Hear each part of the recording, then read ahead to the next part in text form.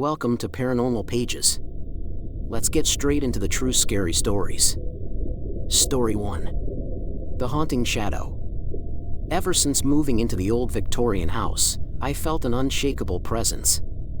At first, it was subtle, a flicker of shadows in the corner of my vision, the soft creak of floorboards at night. But soon, it became impossible to ignore. Every night, as I lay in bed, I felt an overwhelming sense of being watched.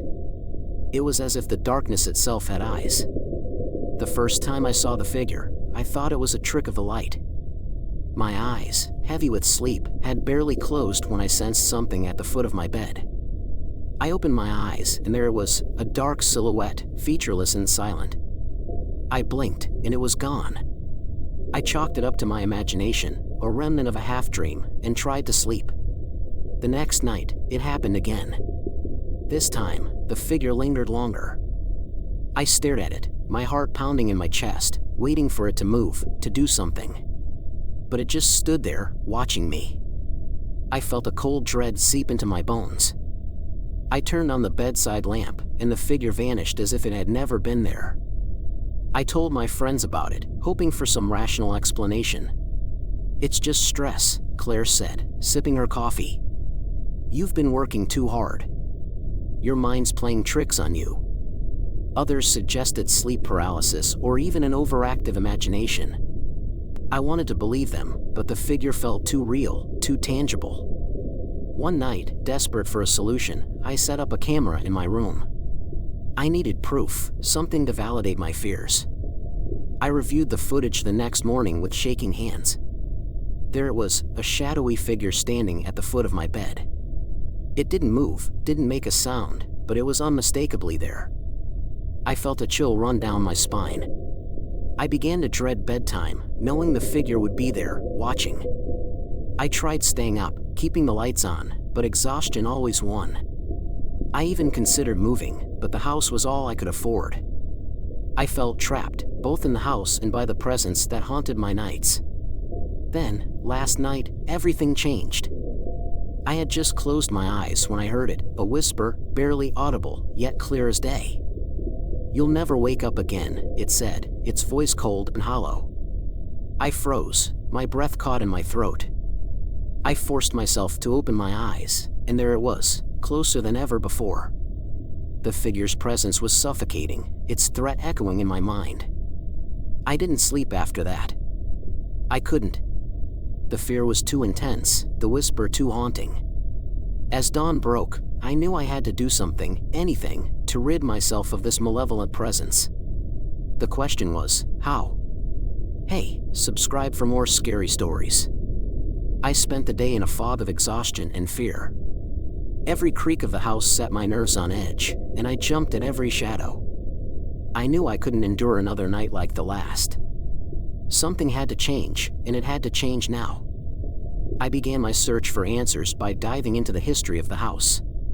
It didn't take long to uncover a string of unsettling events.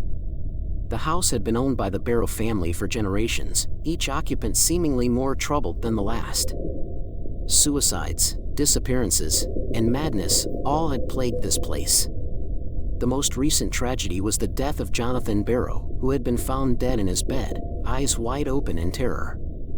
I reached out to a local historian, Mr. Caldwell, who agreed to meet me at the town library. He was an elderly man, with kind eyes and a wealth of knowledge. "The Barrow house has always been peculiar," he said, sipping his tea. "There are stories of a dark figure seen by those who live there, a shadowy presence that drove them to the brink of insanity. Why does it target people?" I asked, desperate for any clue. Mr. Caldwell sighed, setting his cup down. "Some say it's the spirit of Jonathan Barrow himself, trapped in a cycle of torment and despair. Others believe it's something far older, something malevolent that feeds on fear and suffering." His words chilled me to the bone. I thanked him and hurried home, my mind racing with possibilities. I decided to confront the entity directly. If it was Jonathan Barrow, perhaps I could communicate with him, find out what he wanted. If it was something else, well, I didn't have a plan for that. That evening, I gathered a few items I thought might help: a flashlight, a journal, and a small crucifix my grandmother had given me. I sat on my bed, feeling both foolish and terrified. "Jonathan Barrow," I called out, my voice trembling. "If you're here, I want to help you. Tell me what you want." The silence that followed was oppressive, pressing down on me from all sides. I waited, heart pounding, until I felt a chill wash over me. The figure appeared at the foot of my bed, darker than the shadows around it. I gripped the crucifix tightly. "Please," I whispered. "Tell me what you want." The figure didn't move, but the air grew colder.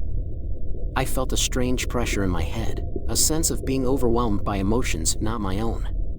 Fear, anger, sorrow, they crashed over me in waves, nearly suffocating me. Then, I heard the whisper again, clearer this time. "Leave." "Why?" I demanded. "Why do you want me to leave?" The figure didn't answer, but I felt its anger intensify. The temperature in the room dropped sharply, and the lights flickered. I felt a presence, something dark and ancient, pressing down on me. I couldn't breathe, couldn't move. In a last, desperate act, I clutched the crucifix and whispered a prayer. The pressure lifted suddenly, and the figure vanished. I gasped for air, trembling uncontrollably.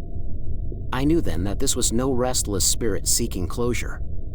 This was something far worse, something that wanted me gone at any cost. As the first light of dawn filtered through the curtains, I realized that I had to find a way to banish this entity. My life depended on it. The next morning, I felt like a shell of myself, hollowed out by fear and exhaustion. My nights were becoming a battleground, and I knew I couldn't last much longer. I needed help, but who could I turn to? The local church? A psychic? I decided to go with the latter, hoping they might have experience with such malevolent forces. I found a psychic named Eliza, known for her work with troubled spirits. She agreed to visit the house that afternoon. When she arrived, I was struck by how normal she seemed: no crystal balls or flowing robes, just a kind woman with an air of quiet confidence. Eliza walked through the house, her expression growing more serious with each room. Finally, she stood in my bedroom, the epicenter of the disturbances. "There is a dark presence here," she said, her voice low. "It's ancient and powerful, feeding on your fear." "What can I do?" I asked, my desperation evident. Eliza's gaze was steady. "We must perform a ritual to cleanse the house. It will be dangerous, but it's the only way to banish this entity." We spent the rest of the day preparing.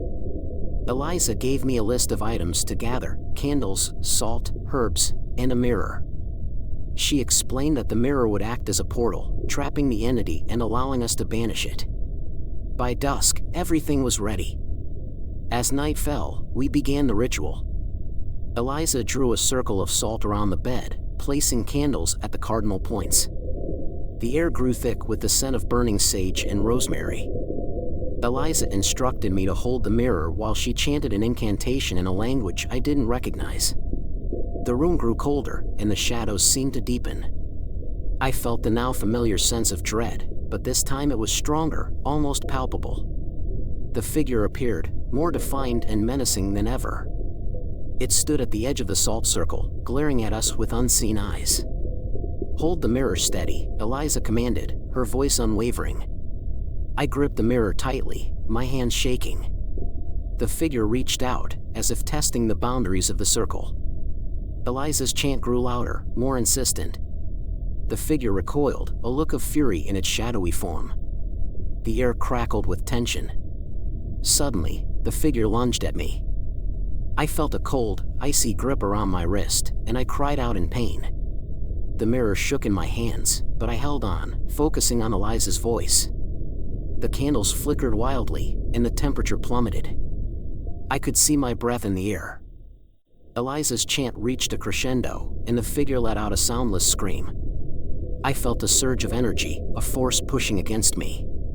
The mirror glowed with an eerie light, and the figure was pulled toward it, struggling against an invisible force. With one final push, the entity was sucked into the mirror, disappearing with a blinding flash. The room fell silent, the oppressive atmosphere lifting instantly. I collapsed onto the bed, gasping for breath. Eliza looked exhausted but relieved. "It's done," she said softly. "The entity is trapped in the mirror. We must bury it far away from here." We wrapped the mirror carefully, and in the early hours of the morning, drove to a secluded spot in the woods. We dug a deep hole and buried the mirror, hoping it would never be found. As we covered it with earth, I felt a sense of peace for the first time in weeks.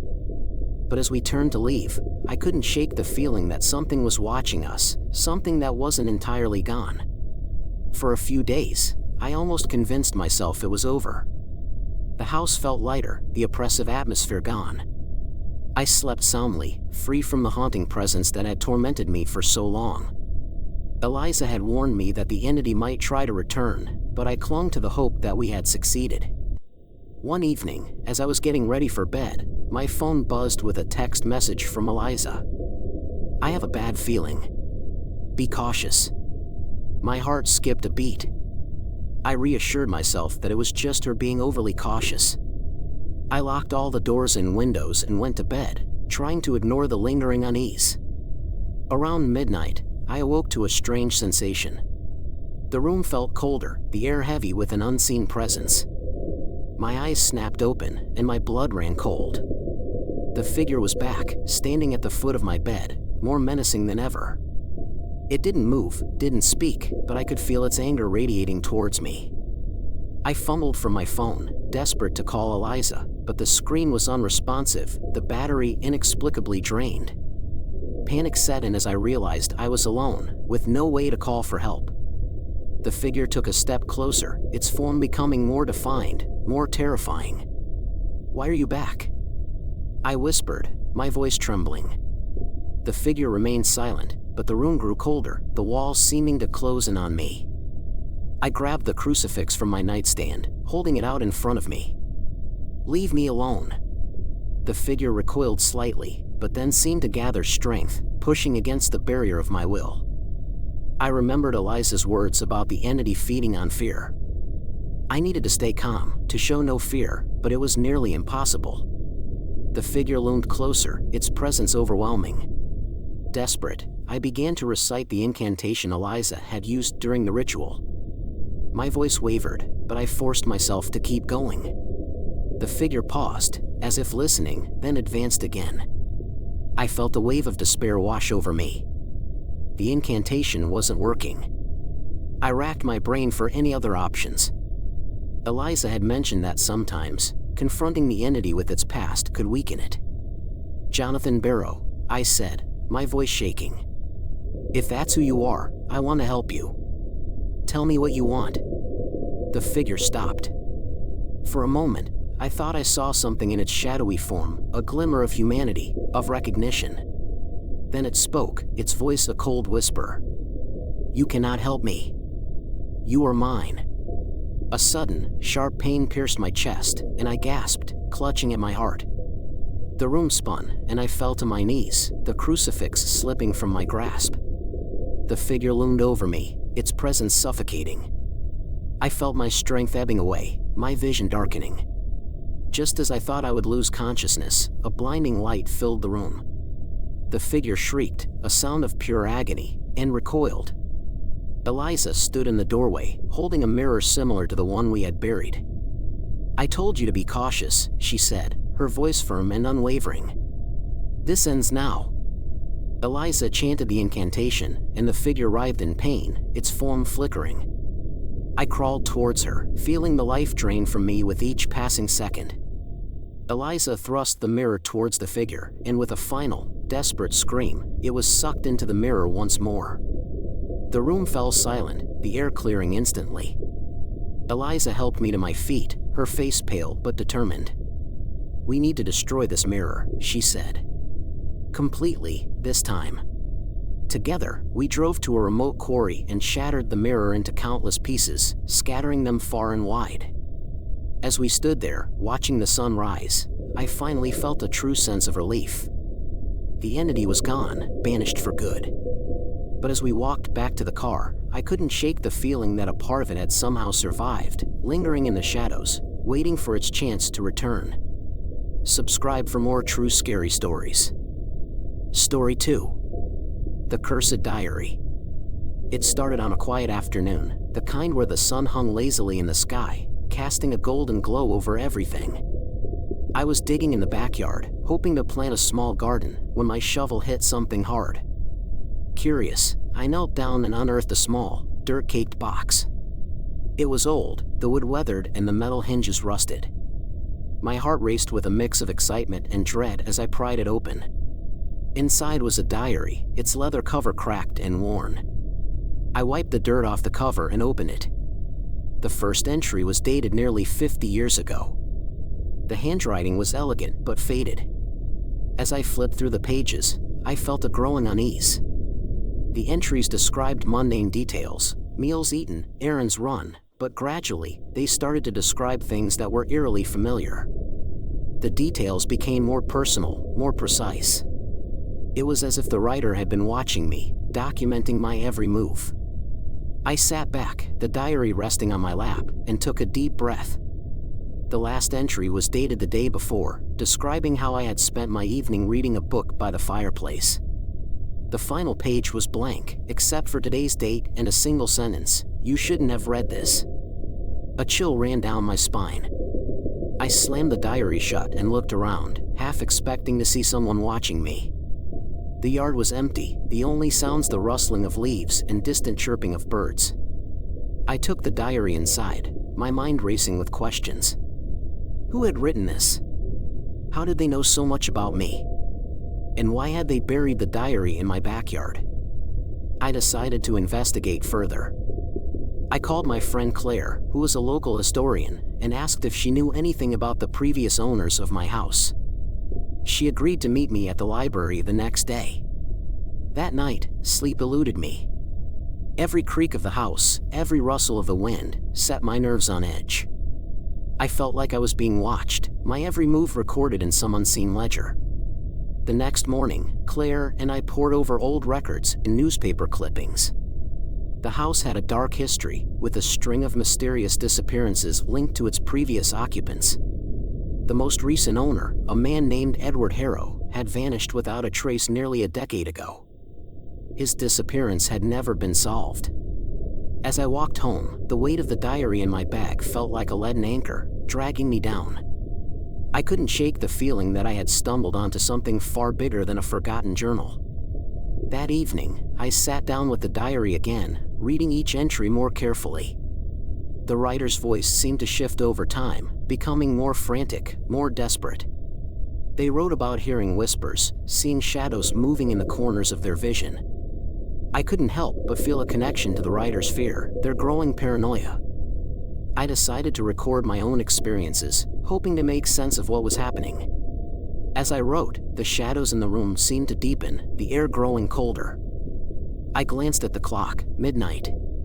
The house was silent, but the silence felt oppressive, like the calm before a storm. Suddenly, the lights flickered. I froze, my pen poised above the paper. The air grew heavy, and a faint whisper seemed to echo through the room. I strained to listen, but the words were unintelligible, just on the edge of hearing. My heart pounded in my chest as I slowly turned around, half expecting to see someone standing there. The room was empty, but the sense of being watched was overwhelming. I took a deep breath, trying to calm my racing heart.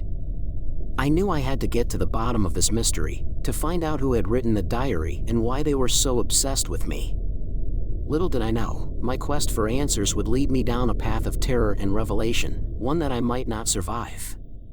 The morning light brought little comfort. The diary sat on my kitchen table like a silent sentinel, its secrets still whispering in the back of my mind. Claire called, her voice tinged with concern. "I found something strange," she said. Edward Harrow was involved in some kind of occult practices. There were rumors he was trying to communicate with the dead. Her words sent a shiver down my spine. What kind of practices? Rituals, seances. Apparently, he was obsessed with contacting a specific spirit. There's no record of who, but it seems he believed the spirit held the key to some great power or knowledge. I hung up, my mind racing. Could Edward Harrow's experiments be linked to the diary? I decided to search the house for more clues. Starting in the attic, I rummaged through dusty old boxes and trunks. Hours passed, and just as I was about to give up, I found a hidden compartment in the floorboards. Inside was a collection of old photographs, letters, and a small, intricately carved wooden box. The letters were from Harrow to someone named Lydia, filled with cryptic references to the ritual and the awakening. The photographs showed Harrow in various stages of his experiments, symbols drawn in chalk, candles burning, his face twisted in concentration or fear. The box, however, was the most intriguing. Inside was a small, ornate key and a note that read, "For the final door." Back in the living room, I spread out my findings, trying to piece together the puzzle. The diary, the letters, the photographs, all pointed to something dark and sinister. As I sat there, I felt a sudden chill. The room grew dim, the air thick with an unspoken tension. Then, I heard it, a faint whisper, barely audible, coming from the diary. I picked it up, hands trembling. The whisper grew louder, words forming out of the hissing noise. "You shouldn't have read this." The voice was cold, ancient, filled with malice. The temperature in the room plummeted, and I saw my breath mist in the air. Panic surged through me, but I forced myself to stay calm. "Who are you?" I asked, my voice shaking. The whisper continued, relentless. "You have opened the door. Now you must pay the price." "What door?" I demanded. "What do you want from me?" The diary's pages began to flip on their own, stopping at the last entry. Today's date was still there, but now a new sentence had appeared below the ominous warning, "Find the final door, or suffer my fate." I spent the next few hours scouring the house, looking for any door that might match the key. Finally, in the basement, hidden behind a false wall, I found it, a small, ancient door, almost blending into the stone. My heart pounded as I inserted the key and turned it. The door creaked open, revealing a narrow staircase leading down into darkness. Armed with a flashlight and the crucifix from my grandmother, I descended. The air grew colder, and the sense of dread intensified with each step. At the bottom, I found a small, dimly lit chamber. Symbols covered the walls, and in the center of the room was an altar, draped in a tattered cloth. On the altar lay an old, leather-bound book, its cover adorned with the same intricate patterns as the diary. As I approached, the whispering returned, louder and more insistent. I hesitated, then reached for the book. The moment my fingers touched it, a shock of icy pain shot through me, and I was thrown back against the wall. The whispers turned into a cacophony of voices, all shouting, screaming, begging. In the midst of the chaos, a single voice rose above the rest. "You have awakened us. Now you must face the darkness." The room spun, and I felt myself slipping into unconsciousness. The last thing I saw was the altar, glowing with an unearthly light, and the shadowy figure of Edward Harrow standing over me, his eyes burning with malevolent intent. I woke up on the cold stone floor of the chamber, my head throbbing. The air was heavy with an oppressive silence, the whispers gone. I struggled to my feet, my flashlight flickering weakly. The book on the altar seemed to pulse with a dark energy, drawing me in. I knew I should leave, but I felt compelled to open it. With trembling hands, I lifted the cover. The pages were filled with strange symbols and diagrams, accompanied by descriptions in an ancient language. As I turned the pages, I began to understand. It was a grimoire, a guide to summoning and controlling spirits. Edward Harrow's voice echoed in my mind, warning of the dangers of meddling with such forces. Suddenly, the room grew colder, and I felt a presence behind me. I turned slowly, my heart pounding. There, emerging from the shadows, was Edward Harrow. His form was ghostly, his eyes hollow and filled with an unending sorrow. "You shouldn't be here," he said, his voice a haunting whisper. "You don't know what you've unleashed." "What do you mean?" I asked, fear gripping me. Harrow's form flickered, and he seemed to struggle for words. "I sought power, knowledge, but I was deceived. The spirits I summoned were not benevolent. They were ancient, evil, and now they are free. The weight of his words sank in. The diary, the grimoire, it was all connected. Harrow had opened a door to something dark, and I had unwittingly followed in his footsteps. How do I stop them? I asked, desperation creeping into my voice. You must complete the ritual, Harrow replied. The same ritual I started but failed to finish. Only then can the spirits be banished. He pointed to the grimoire, its pages now glowing with an eerie light. I turned to the final page, which contained a complex ritual, the instructions written in both ancient symbols and modern English. It required specific items and incantations, all to be performed at the stroke of midnight. I had no time to waste. I gathered the necessary items from around the house and the chamber: candles, herbs, a silver dagger, and a piece of obsidian. As the clock neared midnight, I felt the oppressive presence of the spirits growing stronger. Shadows danced on the walls, and whispers filled the air, their voices a cacophony of anger and fear. I began the ritual, reciting the incantations from the grimoire. The candles flickered, and the room seemed to pulse with energy. The shadows grew more frantic, swirling around me like a dark tempest. I pressed on, determined to see it through. As I reached the final incantation, the air grew thick with tension. I raised the silver dagger, its blade glinting in the candlelight, and plunged it into the obsidian. A blinding flash of light filled the room, and the shadows recoiled, their screams echoing in my mind.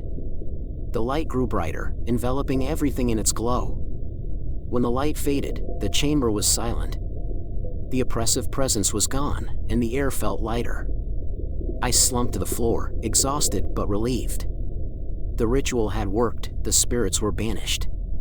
But as I caught my breath, I noticed something odd. The grimoire's final page was blank, the incantations vanished. A cold realization washed over me. The spirits were not truly gone, they were merely contained, waiting for the next unsuspecting soul to find the diary and repeat the cycle. I knew I had to ensure that no one else would fall into the same trap.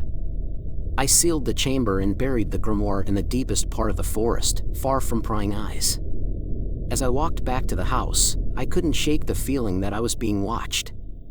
The shadows seemed to move with a life of their own, and the air was filled with a faint whispering. That night, as I lay in bed, I couldn't sleep. I kept the lights on, the diary locked away in a drawer. But the whispers returned, louder this time. You shouldn't have read this, they echoed, filling the room with their chilling refrain. I knew then that the darkness was still with me, a shadow that would haunt me forever. The days following the ritual were a blur of restless nights and constant unease. The whispers haunted me, their ominous refrain growing louder with each passing night. Sleep was impossible. Every time I closed my eyes, I felt the shadows closing in, their malevolent presence suffocating me. I knew that burying the grimoire had not been enough. The spirits were still bound to me, and they would not rest until they had consumed my soul. Desperation drove me back to Claire. She met me at the library, her face pale and worried. You look terrible, she said, her voice tinged with concern. I can't escape them, I whispered, the fear evident in my eyes. The spirits, they're still here. The ritual wasn't enough. Claire's expression darkened. There must be something more, something we missed. Let's look through the records again, see if we can find anything about a final banishment. We spent hours combing through old documents and newspapers. Finally, buried in an obscure journal, we found a reference to a final ritual, one that could permanently sever the connection between the living and the spirits. It required not just a ritual but a sacrifice, a piece of the soul of the one who had awakened the spirits. It's dangerous, Claire said, her voice trembling. You could lose yourself completely. I have no choice, I replied. It's the only way to end this. That night, armed with the instructions for the final ritual, I returned to the hidden chamber. The air was thick with the presence of the spirits, their whispers a constant drone in my ears. I prepared the altar once more, placing the candles and herbs as instructed. This time, the ritual required a mirror, a conduit between the worlds of the living and the dead.